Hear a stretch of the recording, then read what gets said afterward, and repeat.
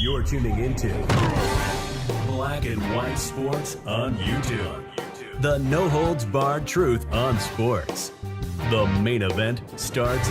All right, Black and White Sports supporters. Well, earlier I did a video where we talked about the fact that, well, it was determined that the NFL Management Council had actually told the owners and Roger Goodell to collude against, and ironically enough, the NFLPA knew about all this and didn't want it to come out, but they colluded to try to hold quarterback salaries down. And not so much the salaries as the fully guaranteed part. They wanted to make sure that a Deshaun Watson contract did not ever happen again.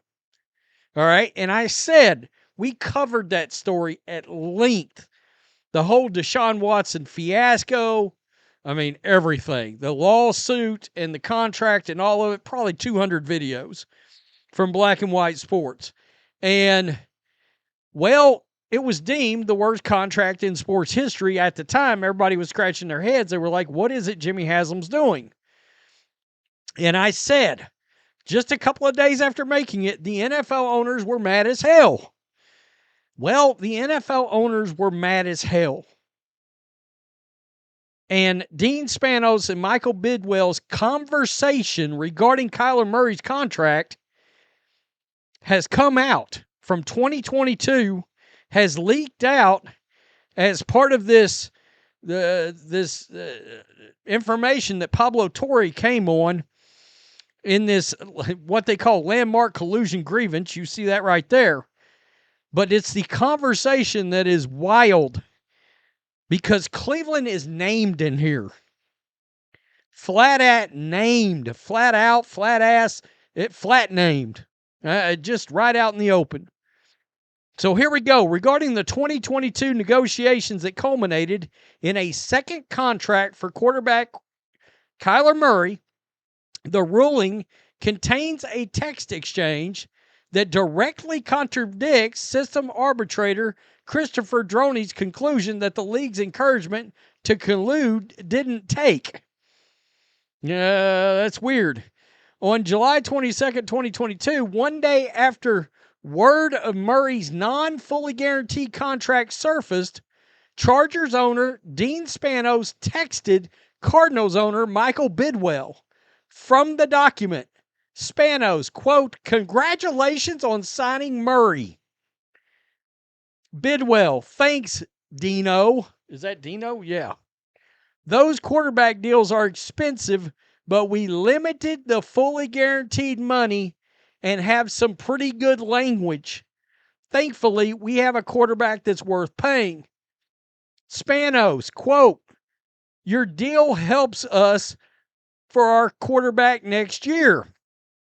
This is Bidwell.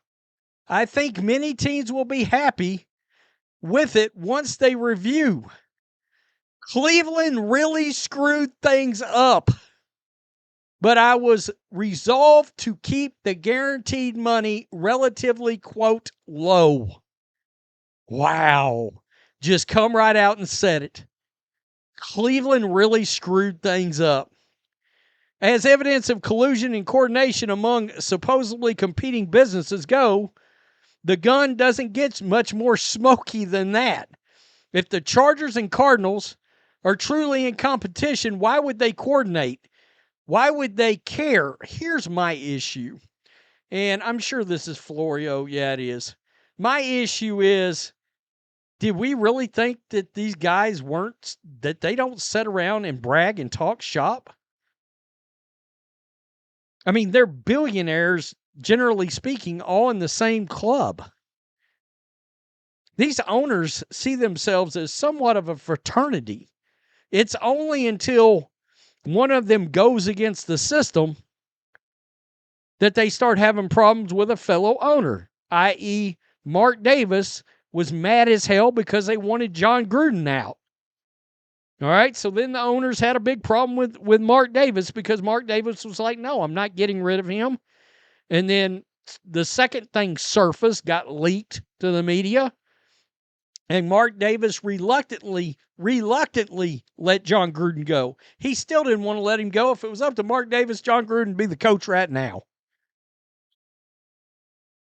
All right, same thing with Jimmy Haslam.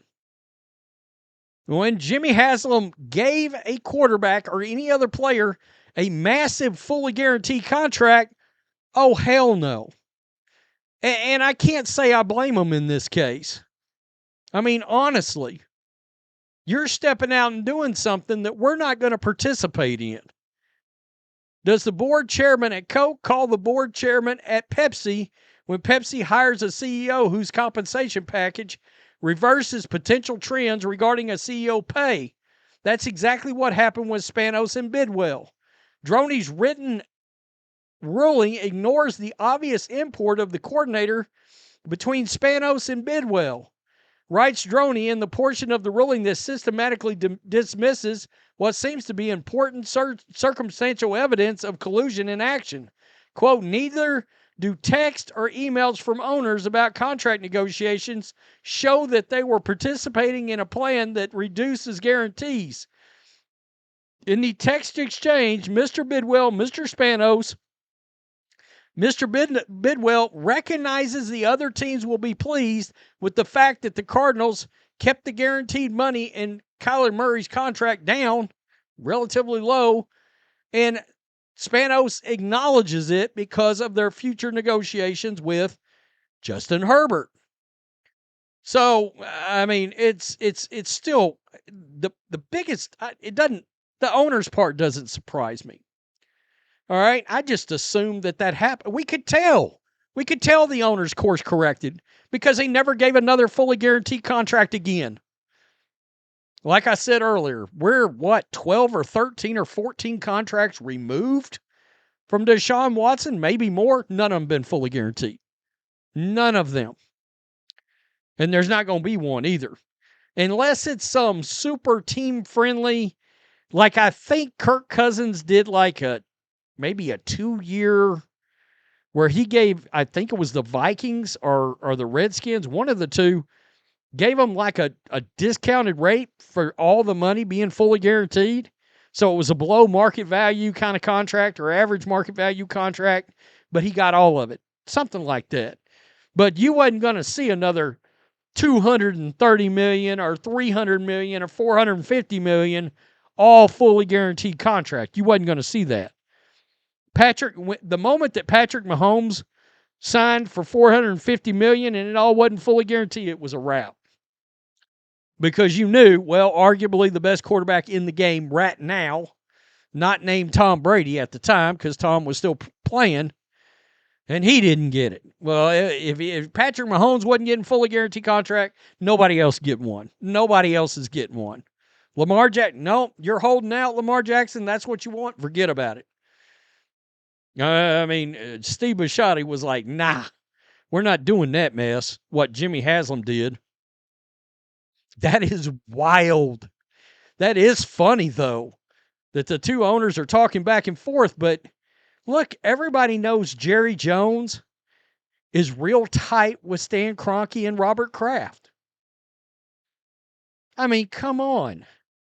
Having conversations all the time. By the way, I'm watching Landman right now from the guy that did Yellowstone with Billy Bob Thornton. Holy shit, Jerry Jones does a cameo in it.